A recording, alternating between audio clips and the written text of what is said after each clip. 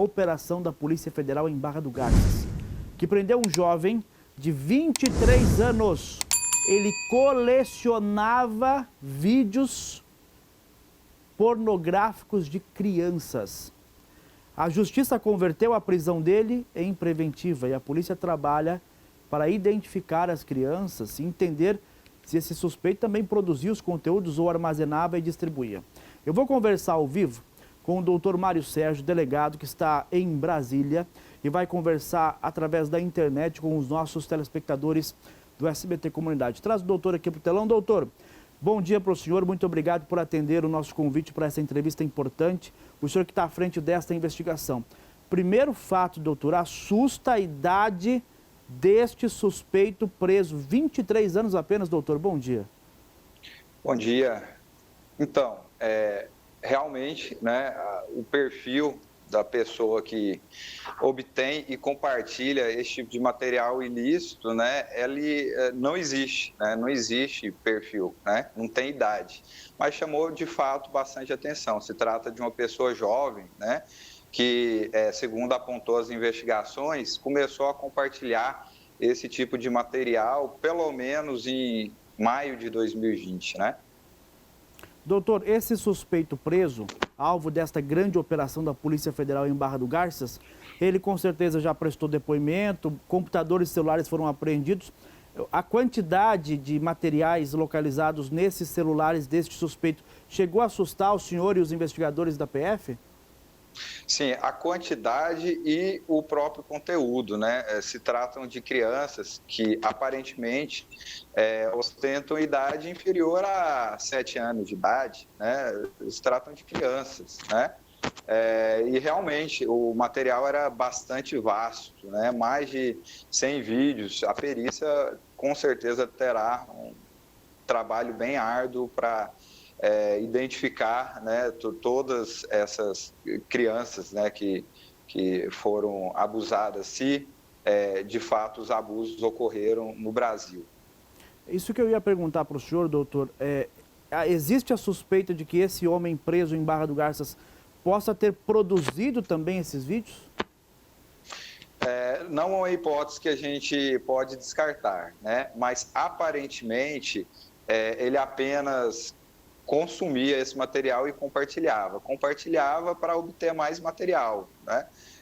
Ele era apenas o consumidor. Doutor, em depoimento, ele assumiu diante das provas o crime? Sim, sim, até mesmo porque se tratam de provas robustas. A Polícia Federal conseguiu identificar todos os elementos, vinha rastreando esse indivíduo desde o ano de 2020 e, em razão da gravidade dos fatos, resolvemos pedir um mandado de busca e apreensão na residência desse investigado e, durante o cumprimento do mandado da ordem judicial, constatamos que ele ainda estava armazenando esse material que ele havia divulgado, disponibilizado na internet lá no ano de 2020, razão pela qual foi preso em flagrante. A prisão em flagrante foi convertida em preventiva. A Polícia Federal, né, pediu a prisão preventiva, o MPF encampou a representação e a Justiça determinou a sua prisão preventiva. Doutor, é claro que agora a prisão dele e até a perícia nos aparelhos celulares dele, elas podem ajudar a identificar quem enviava para ele os materiais, se ele não produzia, ele recebia de alguém, e quem recebia dele também estes materiais, e todos esses fazem parte de um quebra-cabeça criminoso, né?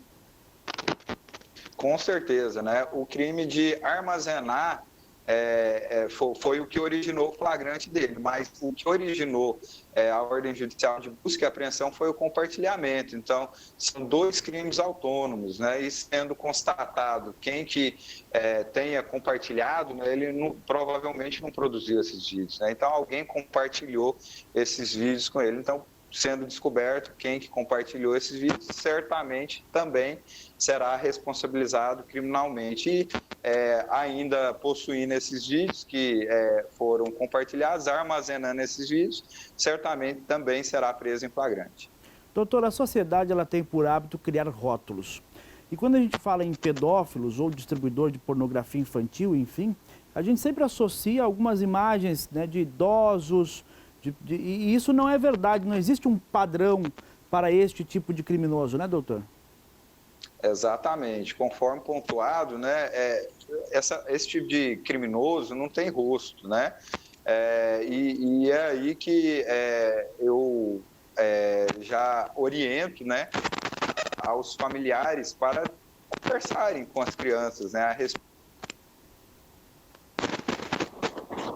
né, que precisa entender que determinadas partes, as partes íntimas, elas não devem ser tocadas, né, por mais que se trate de uma pessoa da família, uma pessoa próxima, né, em contexto sexual, não devem ser tocadas em contexto sexual, né.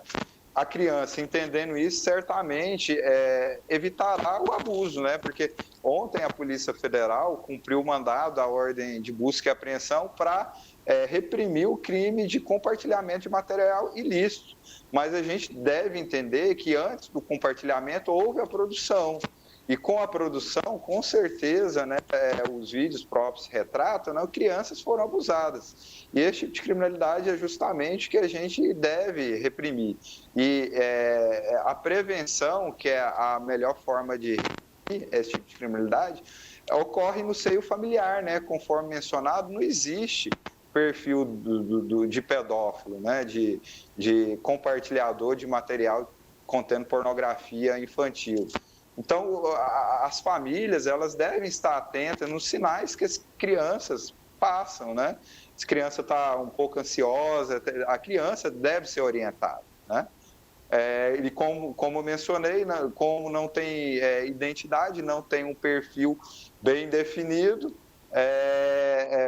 o que eu posso dizer é que esse tipo de criminalidade aí que ela é filmada, acontece geralmente uma pessoa conhecida ou própria da família, uma pessoa que a criança confia.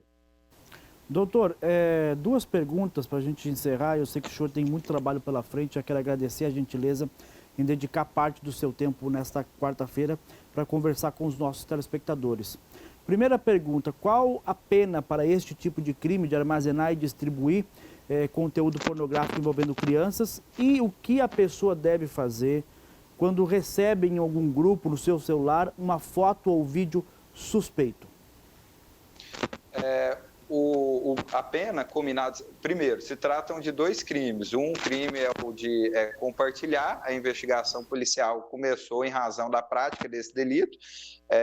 A Polícia Federal monitora, sim, né, a rede mundial de computadores, e identificado esse crime, o inquérito policial foi instaurado para apurar esse crime. A pena desse crime ela é de até 6 anos de prisão. E outro crime que motivou a prisão em flagrante do indivíduo é o crime de armazenar, né? Então, ele compartilhou em 2020, em tese, né? E continuava armazenando esse material e possivelmente ainda compartilhando. Então, somadas as penas, temos 10 anos, ou melhor, até 10 anos de prisão, né? Agora, respondendo à segunda pergunta, qual que era a mesma segunda pergunta? Desculpa. Se alguma pessoa receber, doutor, no seu celular, a pessoa participa de alguns grupos, receber alguma foto, algum vídeo erótico e percebe que o ator tem idade ou aparenta ser criança, o que essa pessoa deve fazer? Imediatamente comunicar às autoridades, né? Isso é crime. Compartilhar material contendo cenas de sexo explícito com crianças é crime. Então, não tem outro caminho, é comunicar à autoridade, à polícia, que determinada pessoa está compartilhando, né, este tipo de material, e isso, né, com certeza vai ser apurado, e sendo constatado que, de fato, essa pessoa conscientemente compartilhou esse material ilícito, ela será investigada e punida. Doutor, muito obrigado pela sua participação. Conversei ao vivo com o doutor Mário Sérgio, delegado da Polícia Federal, que está em Brasília e esteve à frente desta operação, que em Barra do Garças levou à prisão de um jovem de 23 anos. Doutor, muito obrigado pela gentileza em receber nossa equipe. Até a próxima.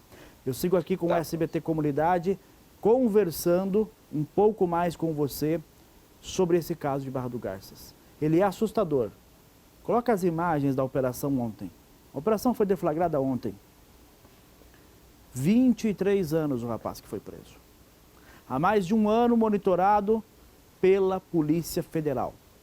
Parabéns ao delegado, parabéns à Polícia Federal por essa prisão, que vai ser extremamente importante, tenha certeza disso, para desarticular talvez quadrilhas, talvez indivíduos envolvidos neste tipo de crime na nossa região. Vem aqui comigo, por favor. São mais de 100 vídeos localizados nos aparelhos celulares deste suspeito. Em boa parte dos vídeos, as vítimas, as crianças, tinham menos de 7 anos. Você não entendeu errado. As crianças que estavam nos vídeos apreendidos nos celulares deste rapaz em Barra do Garças tinham menos de 7 anos. Eu não consigo nem comentar essa reportagem com você. O jovem preso em Barra do Garças, segundo a polícia, aparentemente não levantava nenhuma suspeita. Não existem rótulos. Como o delegado disse, esses criminosos não têm rosto. Nós somos surpreendidos. Parabéns à Polícia Federal, parabéns ao delegado Dr. Sérgio. Nós vamos continuar acompanhando aqui no SBT Comunidade.